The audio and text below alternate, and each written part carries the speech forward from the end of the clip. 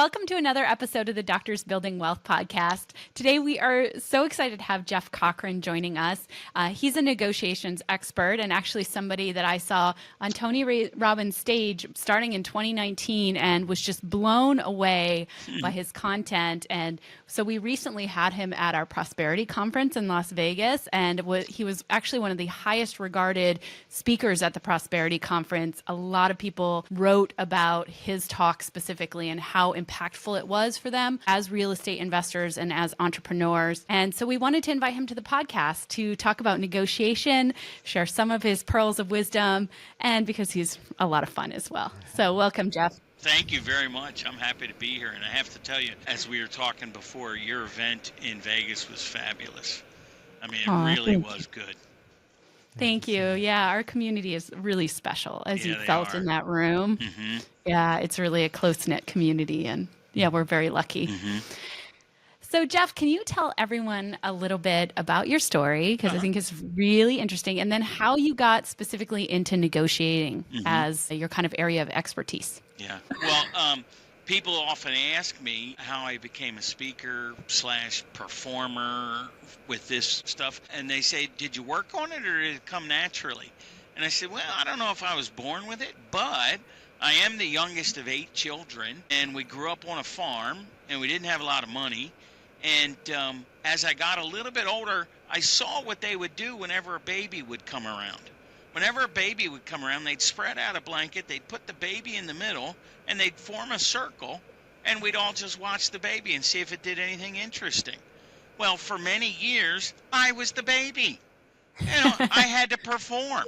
So I had brothers and sisters who were in high school and college, and, you know, they were all older than me, and they'd say, Jeff, why don't you just come along?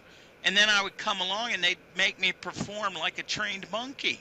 They would go, oh, tell him that one story you were telling a little while ago. Oh, it's so funny when he tells it. So I've been doing this from a very young age. And I'm one of those very few people who, growing up, I mean, I think I was about 11, the first time I ever heard Zig Ziglar. And I said, now that's what I want to do. I want to be a speaker. And then the thing that gnawed at me for all the time after that was, but about what?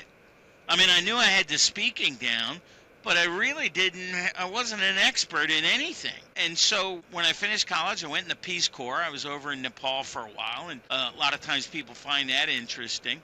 And I came back, I was working in nonprofit, then I was working in sales, and I got a call from a gentleman who was the co-founder of Shapiro Negotiations.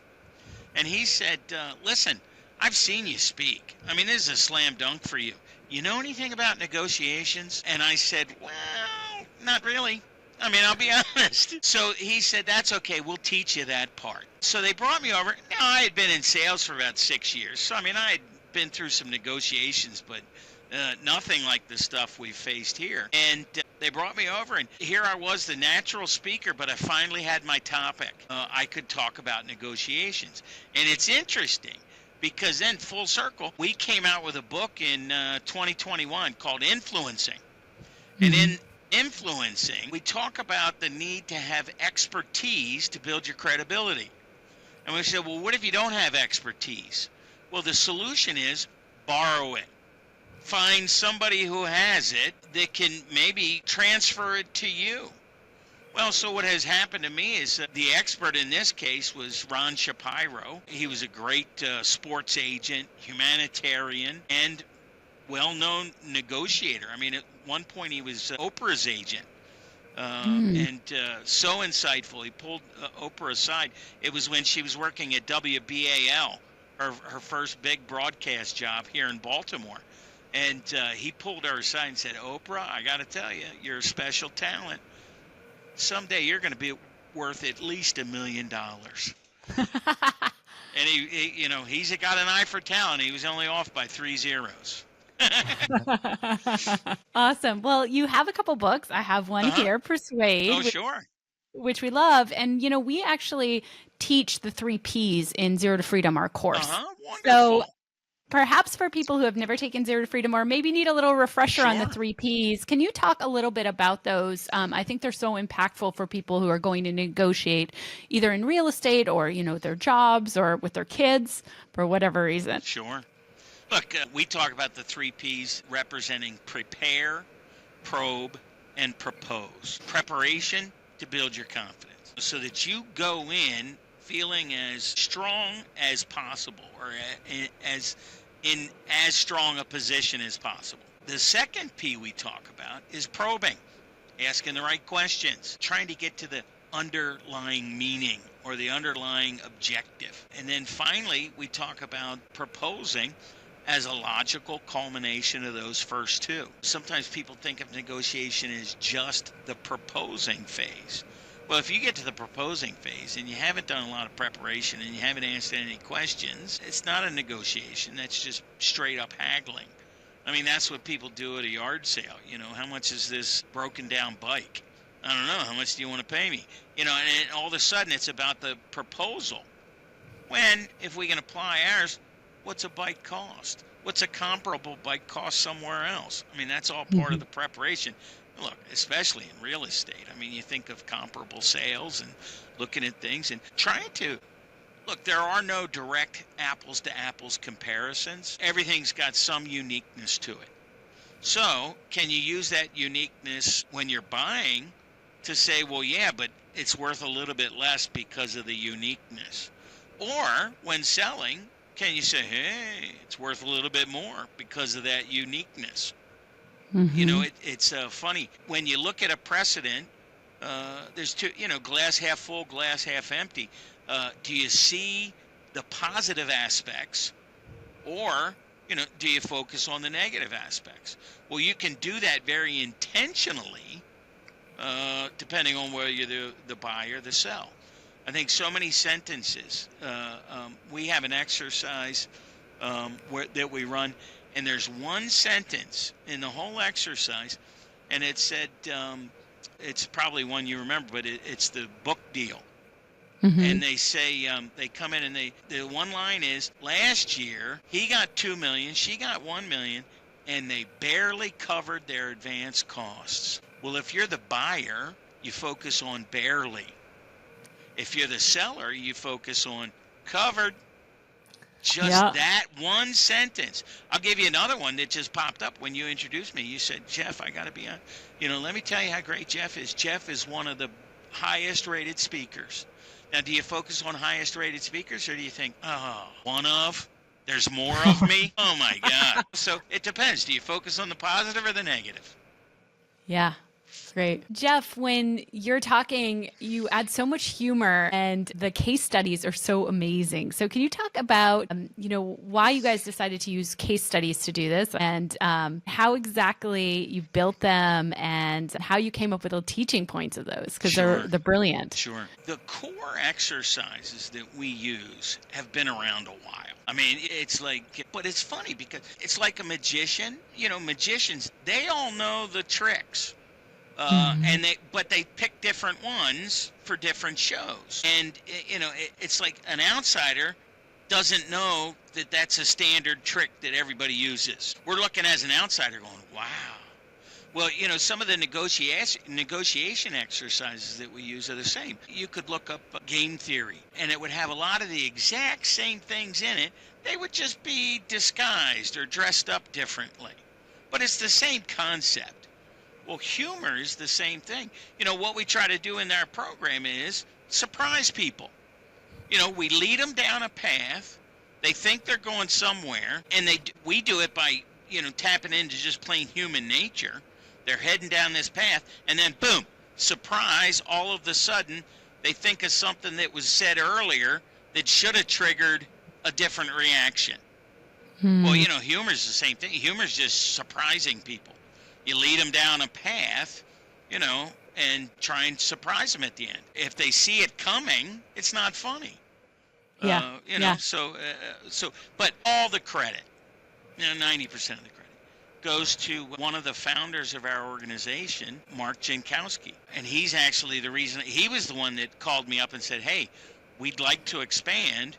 Do you think you could do this? And he was the one asking about the negotiation experience. But he was brilliant at writing these case studies, at coming up with things that just had a twist at the end.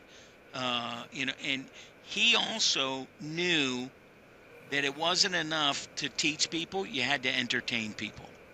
Mm-hmm. And if you couldn't entertain them, you can't keep their attention. So tell me about negotiations and how you like mindset around it, because a lot of people are scared of negotiating. Absolutely. And they don't think of it as fun. Mm-hmm. So how do you talk to people about that mindset switch? Mm-hmm. I had that same problem. Yeah. I'm a nice guy. I'm a people pleaser. And when you're a people pleaser, all you want to do is please people. Negotiation, I recognize that somebody's probably going to walk away disappointed. And the more that I get, the more disappointed they're going to be. And so I didn't like to negotiate. But what makes negotiation fun is if you don't look at it as me against you, it's the two of us against this common problem.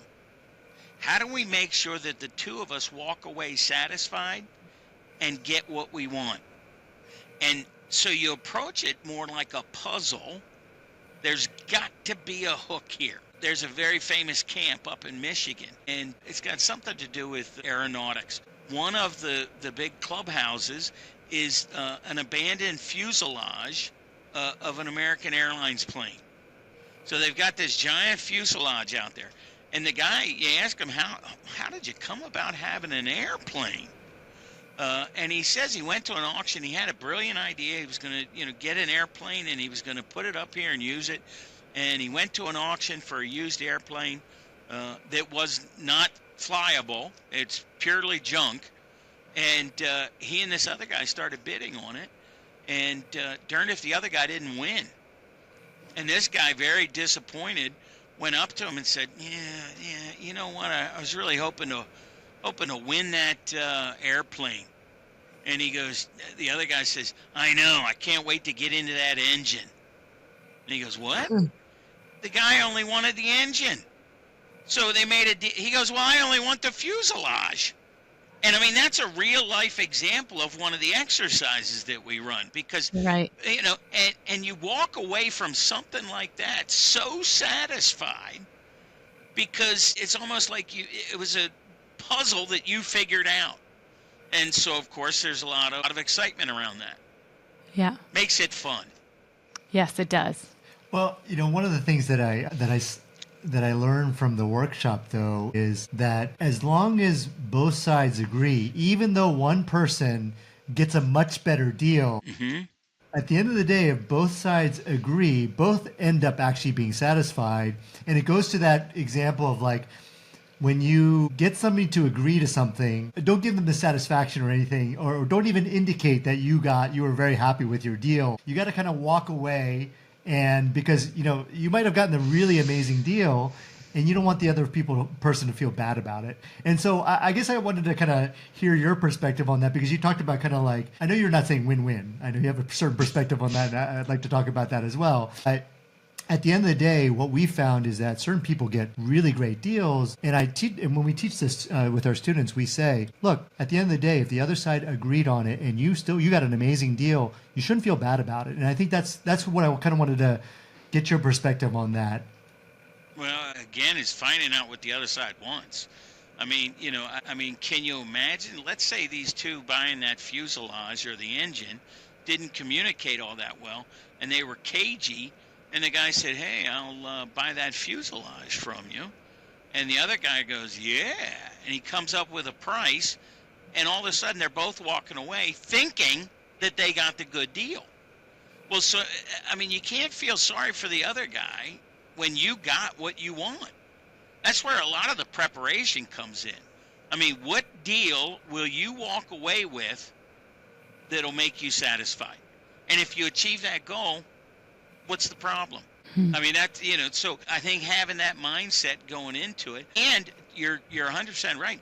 If the other side agreed to it, well, then clearly it was a good enough deal for them. Why would we be concerned? Now, it's different if maybe we have information that they don't have, do we have an obligation to disclose that? I put this box out there, and it's ornate box, and me and somebody else start bidding on it, and I outbid him. Well, if I check the box and know there's a $100 bill in there, I'm going to bid very differently than he is. So who has the more information? But again, don't feel bad about it. Most people don't have information because they're lucky. They have information because they worked hard, and they dug out the right information and the valuable information for them. Yes, and this is actually hidden value, what we call hidden value in our community, where you see a deal and you can see the things you can do with it to increase the performance of the property. You can see the extra bedroom, or you can see that you could build a unit in the basement. Sure. And your creativity creates value in the deal that the other side doesn't necessarily see. Sure. Yeah, and that's the thing. And it goes back to work. Let's say you're buying a property and you see all these things you can do. The owner could do that, but they choose not to.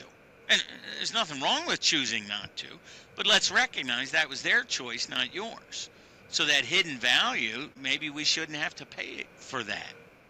Maybe we pay something for it, but the day you buy it, it's all imaginary. Because it hasn't happened yet. So I don't think you should feel bad about getting a good deal because you have a better imagination than somebody else. And in larger properties, like 30 plexes, 50 plexes, a lot of us will leave meat on the bone, is what we call it, where we'll have the potential to make more money, like we can rehab these units and make more, but we choose not to rehab all of them so that the other person can see things that they can do, and so the property is now more attractive to them because they can see that opportunity to force appreciation. But we're choosing as owners to leave that meat on the bone to entice the other person because they can now turn the property into something more. Interesting. I do the same thing when I clean house at home. I'll sweep. Yeah, I'll sweep the floor, but I always leave a little dirty patch so my wife knows how hard I work sweeping. I'm curious about the couple steps. The prepare, the propose, or the prepare, probe, and then propose. So I wanted to kind of share a little bit of what we teach in the prepare part of it for real estate. And one of the things that we teach with the prepare is that the negotiation starts even before you put in the offer, or really the moment you put in the offer, and you're starting to think about ways that you're going to negotiate from day one. And this whole buying process is you put in that offer, and then during that whole time you're really trying to learn as much about the property as well as the seller, actually, to understand what type of situation they're in. Sometimes they're in something what's called a 1031 exchange, where they have a strict timeline. And so if you kind of get that type of information, that can give you a significant advantage because they're under a time crunch, and that becomes one of their needs, right? They need to have the property closed quickly. And so I just wanted to kind of put that out there just to kind of see your reaction to that. Any other kind of thoughts around, the prepare part of the PPP? Actually, can I add one more thing? It actually starts before you even put in the offer because you're looking at the listing. And for example, you're seeing how long it's been on market. You're seeing if they've changed the price, how aggressively they've changed the price, and how frequently they've changed the price. Sure. You're also seeing if it's gone under contract and then fallen out of contract. So there's like a lot of data that you actually have even before you put in that offer to gauge how much ability you're going to have to negotiate hard. So, when we look at this, when we talk about the preparation, we talk about the comparables, everything you said, as you say, the negotiation started long before we ever even got to the table and made an offer. We talk about in our process for preparation, we talk about aiming high. And so part of the preparation is what are the different ways that I'm going to be able to maybe stretch this a little bit? Recognizing, one of the things we talk about is the person's interest. What are they really after? Are they in a position where, like you said, the 1031 exchange where there's a timeline and they've got to do something very quickly? Have there been issues? Are they retiring? Are they, doing this? Are they doing that? What are their interests? What are they really trying to achieve? And if we can address that, it's not their position. Their position is what people tell you they want. Their interest is what they're really after.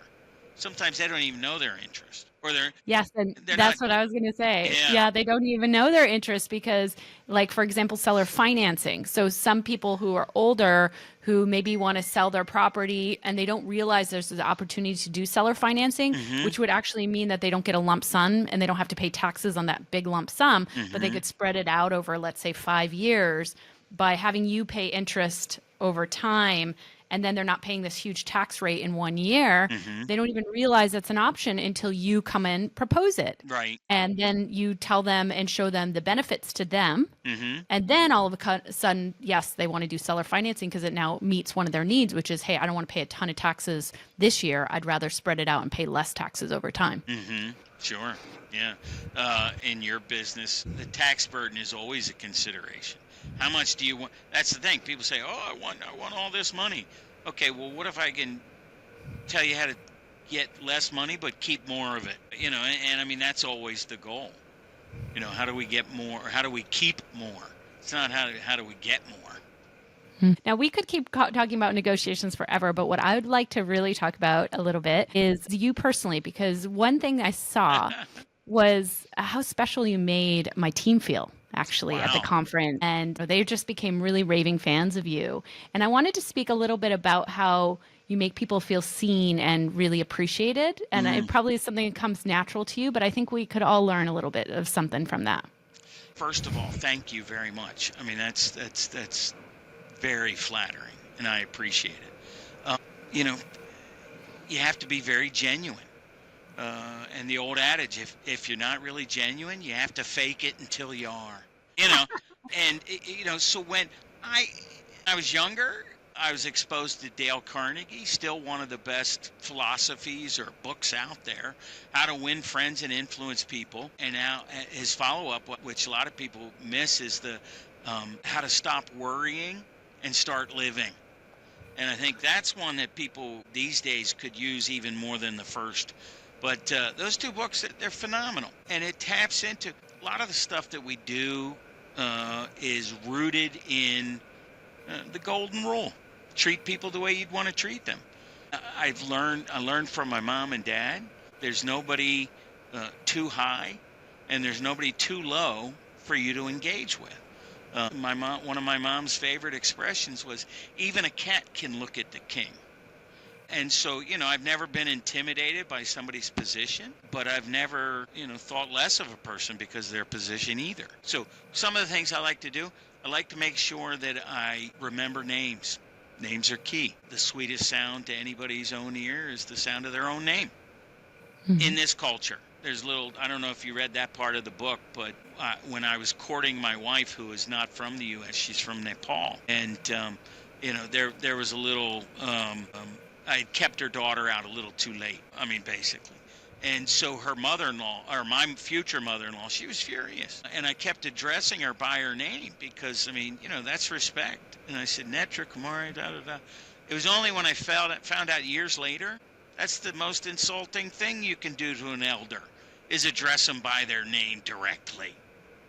So here she was already steamed, and I'm trying to get her to calm down, and I'm just making her angrier and angrier as we go. So we laugh about it now, but it is interesting. But I do think people like to be remembered, and there is a big role to be played in self-deprecation. People feel good when you have made them feel like they're a little bit better than you. And I don't mean better, but for instance, just admitting things that most people bury. A new concept, and people, do you get it? And people are going, yeah, I get it. And I've always viewed it as my role to go, I don't get it. Explain it again. And everybody in the room is going, boy, I wish I had said that, because we were all thinking it. So how do you... but the large numbers, it's interesting. The bigger the program, the more people you speak to, the less personal it is, because sometimes you look out, you really you don't even know who's out there, especially in some place like a presentation in Vegas where the lights are on you and you look out and there's people out there. And I think, again, I'm in a diaper back on that blanket entertaining my siblings. You just hit the mode and start talking to people like it's just the 7 of them sitting around. And you use the key is to be genuine, I think, is the bottom line. When you first started speaking, did you have any nervousness or anxiety, or was all kind of natural for you in the very beginning? And if you did, can you tell people who maybe, want to get into space where they're helping or influencing in a larger scale, how you kind of dealt with that? Well, I would love to tell you I have the secret, but I never felt that anxiety. I've always wanted to be the one speaking. The question to get to know people always say, what was your first concert you ever went to? In fact, Leti, what was the first concert you ever went to? Like Jewel, actually. Oh, nice. Jewel in high school. I love Jewel. Kenji, what would you say? I think it was Bon Jovi. Bon Jovi, another great one. Can you guess what my answer is? No, of course you can't. My answer is, as soon as I go to one, I'll let you know. And people go, what do you mean? You've never been to a concert? I said, well, I've never paid for a concert. I've gone to some free concerts in the park, let's say. But no, I don't go to concerts because you know why? I view all that music as just competition for me talking. And I'd rather be talking than listening to somebody play music. And so I love it. I mean, I absolutely love it. I love every aspect of it. I'm always What's the meaning? Pardon? What's the meaning you give to it? What's the meaning you give to speaking in public and talking to these people? It goes back to what you had said earlier. They feel seen. They feel heard. This is cheesy, but I mean, I like to make people happy. That's what I'm constantly trying to do because it makes me happy. So I mean, I'm no philanthropist. I'm doing it selfishly because I want to be happy. An example. You always see the crying baby on an airplane. Well, look, if you've ever had children and you've traveled, you were that person. So no matter how loud, misbehaved, or any kid is on an airplane, I always try and on the way out, I always stop and say, you got a great child there. You did a great job. Because they're at their lowest moment at that point. They're mortified, and they have to be told or reminded that, you know what, you're not in control of this and you're doing the best you possibly can. So I always try and remind them of that. But so I've never had any anxiety speaking. In fact, when I was in high school, I was very fortunate. I was on the lacrosse team, but at the same time, I was in the spring play. And I had this character. It was in a show called The Night Thoreau Spent in Jail. And so this guy I knew played Thoreau, and I played his wizened cellmate. And so, but he had a lot of flashbacks, so he would step out of jail and he would go have a flashback with Ralph Waldo Emerson over here. And he would have a flashback and he'd meet with his brother over here. So he was having all these flashbacks so he could leave the cell, but I couldn't. Well, we did the play Al Fresco in early May in Maryland, which could be a heat wave or a snowstorm. You don't know which. Well, we went on, it was somewhere between. It wasn't snowing, but it was cold. I mean, it was really cold. Well, so I would have scenes with this guy, and then he would go out of the jail, and I was supposed to climb on the cot and, go under the blankets and try and be as still as possible so that I didn't distract from him over here. Made perfect sense. Except I don't think they were counting on how comfortable I get because I fell sound asleep. I'm out here in the cold. I'm under a couple of blankets on a cot. And I just started, they heard me snoring. And that's comfortable. And so when he came back, he had to do lines with me. And here I am sound asleep. So he ended up he'd deliver his line and he'd get no reaction. So he delivered again, no reaction. Finally, he delivered his line, and he kicked the cot as he was doing it. And, of course, I acted, and they go, man, he's a good actor. He acted like he just woke up. Well, I sure did, because that's what had happened. So, I mean, I can't claim a lot of nervousness.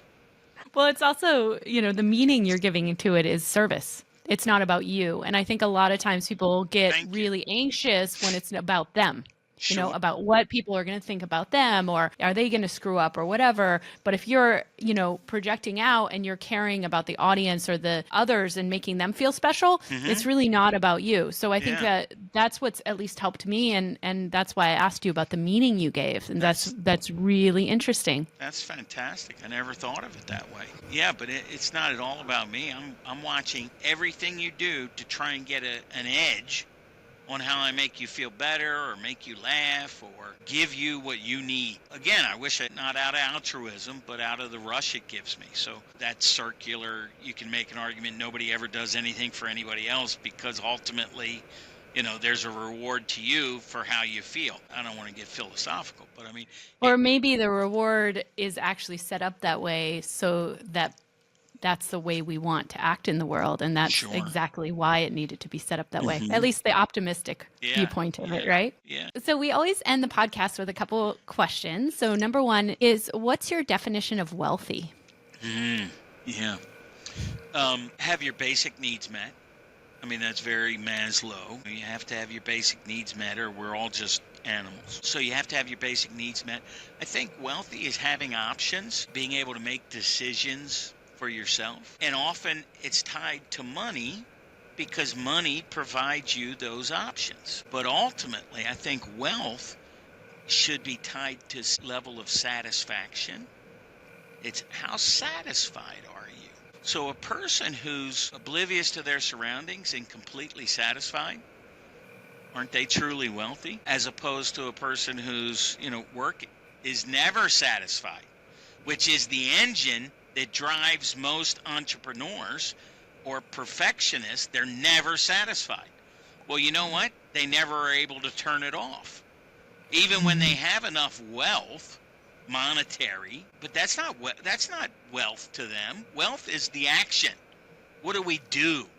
And so I think wealth should be, I don't know if it is, wealth should be equated to satisfaction. How much satisfaction do you have in your life? And look, it goes back to there's nothing wrong with trying to get wealthy. I mean, that's your pursuit. That's your white whale. It's almost like, hey, if that's your hobby, who am I to say that's not a good hobby? If being wealthy, I mean, there's nothing inherently wrong with being wealthy. It's the activity that comes sometimes from being wealthy. And the activity is you have more choices, so more opportunity to make bad ones. Isn't that interesting? Because, I mean, you have so many people who do horrible things also did wonderful things. So wouldn't it be great if they didn't have as many options? Maybe they would have only done the wonderful things. So another question that we ask all of our guests is, what is one mindset, habit, or strategy that separates someone who is wealthy versus someone who is not? I think the mindset is, and it goes back to the last one.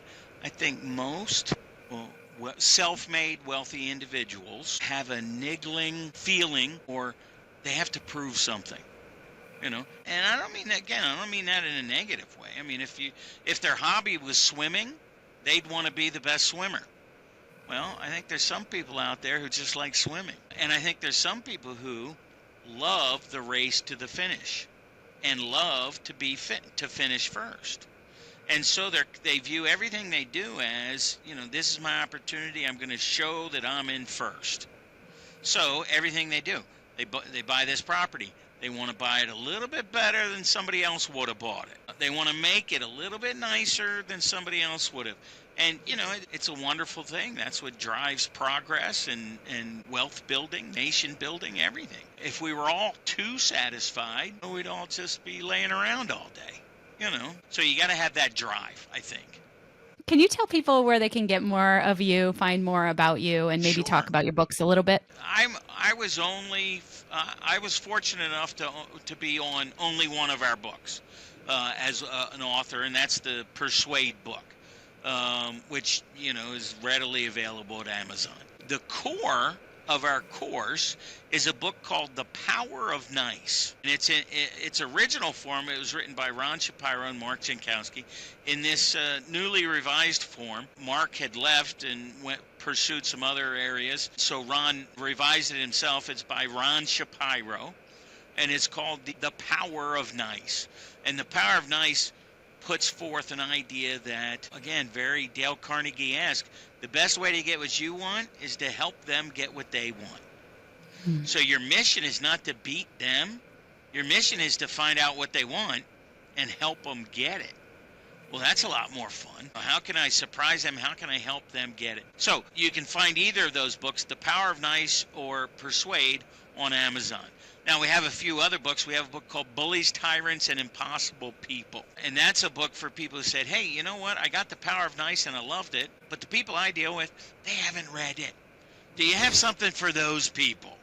And, of course, we wrote the Bullies, Tyrants, and Impossible People. And the core idea there is to it's all about neutralizing your emotions and identifying the type of person you're dealing with, coming up with a plan, and, coming up with as many options as you can. When people are thinking about options, it gets them away from the part of the brain that, is combative.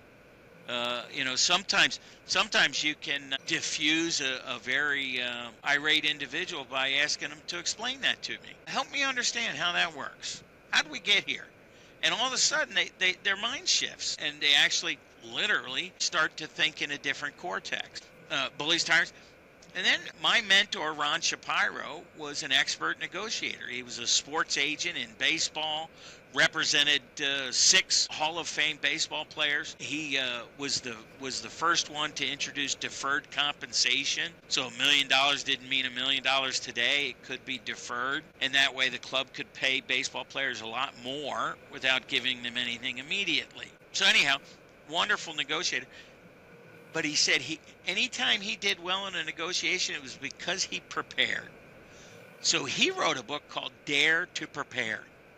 And in it, he talks about a lot of successful people that he knew personally, and asked them how they prepare. So it's very interesting. He talked to Bill Belichick, who, was obviously, he's Bill Belichick. He talked to other coaches, Gary Williams at the University of Maryland, who won a national championship. What does he do to prepare? Brenda Fries, who is currently the head coach of the women's basketball team at University of Maryland, multiple championships. And so you interview these people and you find out the is they all prepare. In fact, I might want to amend my answer, Kenji, when you said, what do you find is the common trait of people who are successful? They prepare really well. They're ready. They don't often get surprised. So I think that's probably a better or why people are successful. So anyhow, you can also go on our website, ShapiroNegotiations.com or ShapiroNegotiationsInstitute.com. You can look me up. Just, Google Jeff Cochran. There's a few other ones out there. In fact, there's one guy named Jeff Cochran. He wrote a great book. It came out around the same time mine did. And I thought, you know what? Rather than write a book, which is a lot of work, I should just find people with the same name who wrote other books. And maybe we can, just glom onto those. But anyhow, you can find us there. You can find us all over. The interesting thing, when you Google The Power of Nice, there's another book with an identical title. And it has a big yellow cover. Ours is, the current edition is blue. And it's funny, so when their book came out, we heard about it and we immediately contacted them and said, well, that's the title of our book. I mean, I don't know, maybe we can do something together, our website to your website.